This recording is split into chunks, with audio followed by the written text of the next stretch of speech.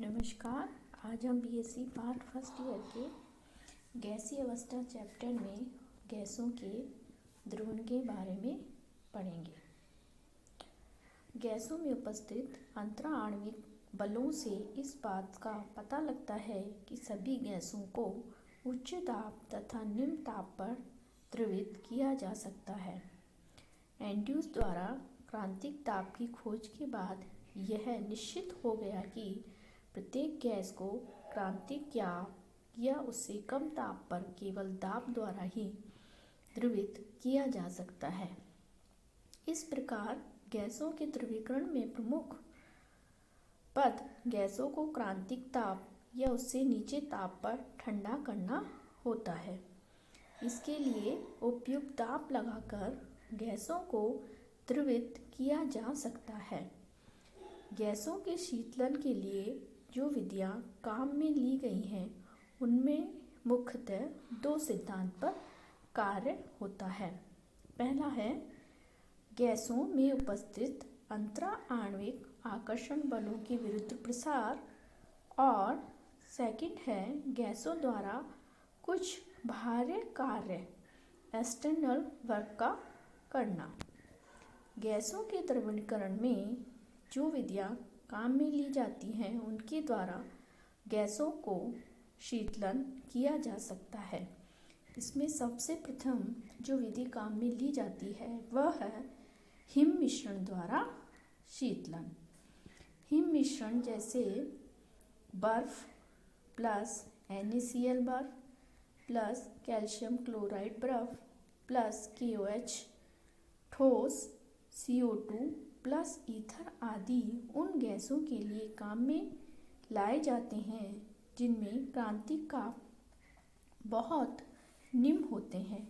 Faraday ने कुछ gas जैसे कि Cl2, H2S, N2O, CO2 आदि का इस विधि द्वारा द्रवित किया।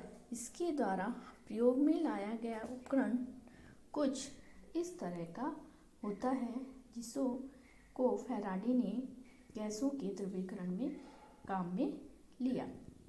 सेकंड है वाष्पित द्रवों को दूर वाष्पीकरण द्वारा शीतलन। इसमें यदि किसी वाष्पित द्रव का निम्न दाब पर दूर वाष्पीकरण किया जाता है तो ताप में कमी होती है तथा ताप में इस कमी के कारण वाष्पीकरण के लिए आवश्यक गुप्त ऊर्जा स्वयं द्रव से ही ग्रहण की जाती है। अतः द्रव ठंडा हो जाता है। 19वीं सदी में -40 डिग्री सेंटीग्रेड से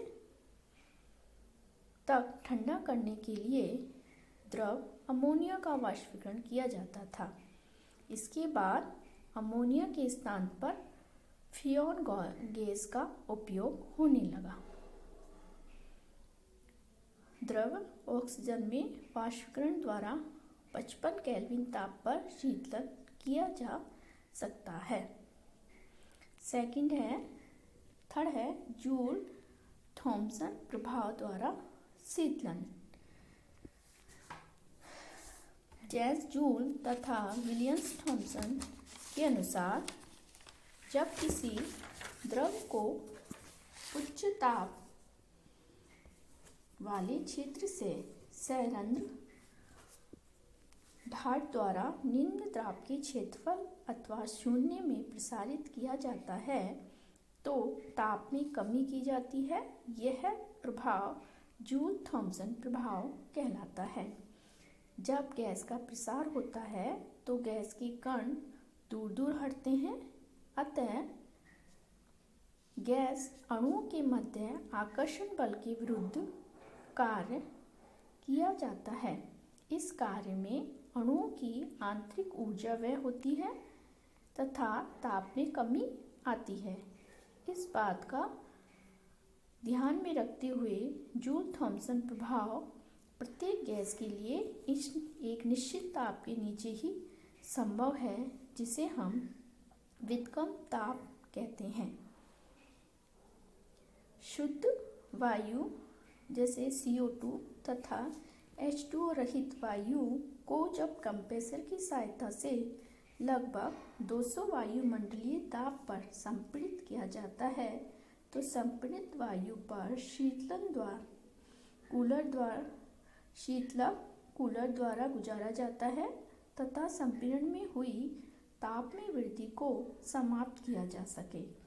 अतः संपीड़ित वायु को एक बारित प्रसार वाल्व से गुजारा जाता है तथा एक वायुमंडलीय दाब के क्षेत्र में प्रभाव होने देते हैं।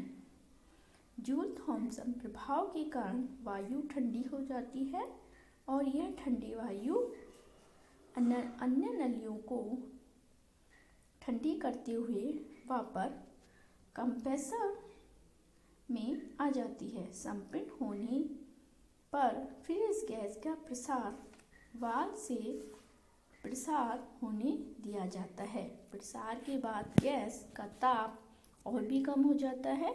इस प्रकार इस क्रिया की पुनरावृत्ति करने पर अत्यधिक निम्न ताप उत्पन्न हो जाता है। फोर्थ हमारी विधि है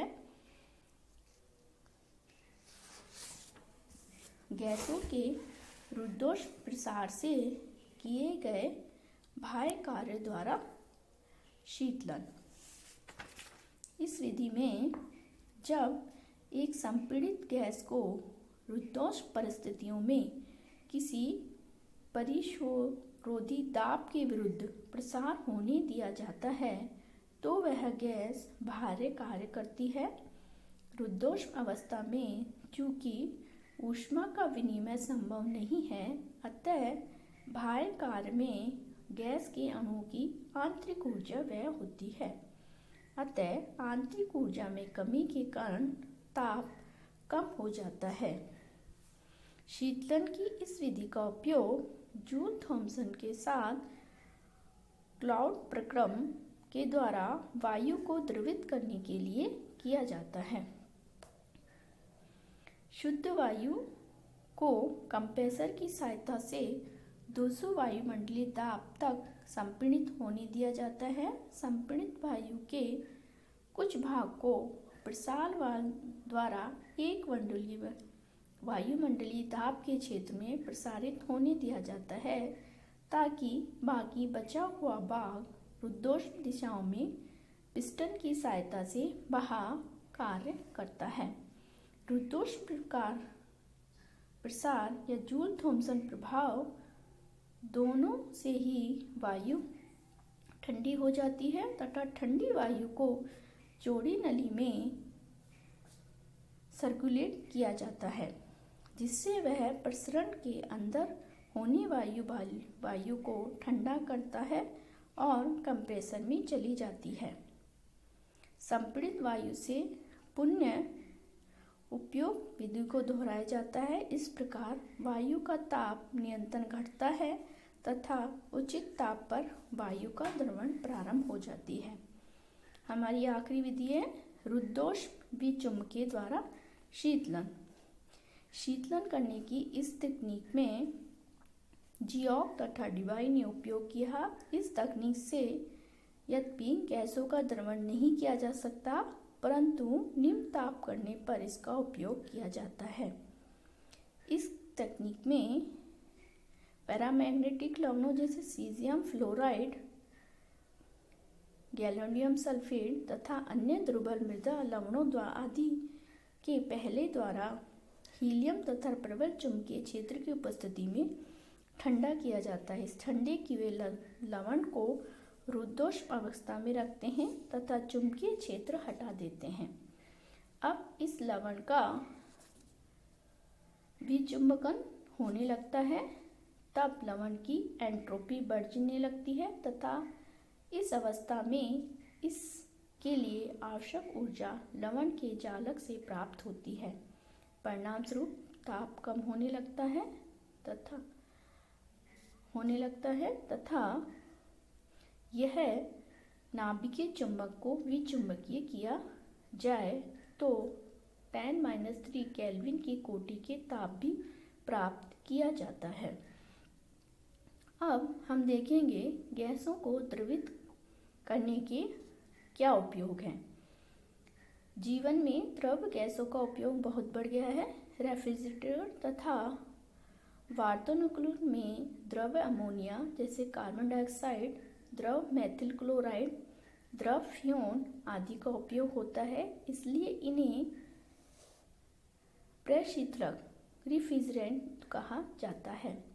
प्रयोगशाला में निम्न ताप पर उत्पन्न करने के लिए द्रव नाइट्रोजन, द्रव हाइड्रोजन, द्रव वायु, ठोस कार्बन डाइऑक्साइड, अल्कोहल मिश्रण आदि का उपयोग करते हैं। रॉकेट तथा जेट वायुयानों में ऑक्सीजन के प्रमुख स्रोत के रूप में द्रव वायु का उपयोग किया जाता है।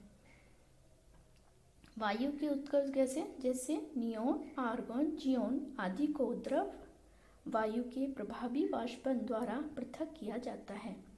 प्राकृतिक गैसों में हीलियम को पृथक्करण करने के लिए भी द्रवीकरण विधि का उपयोग किया जाता है।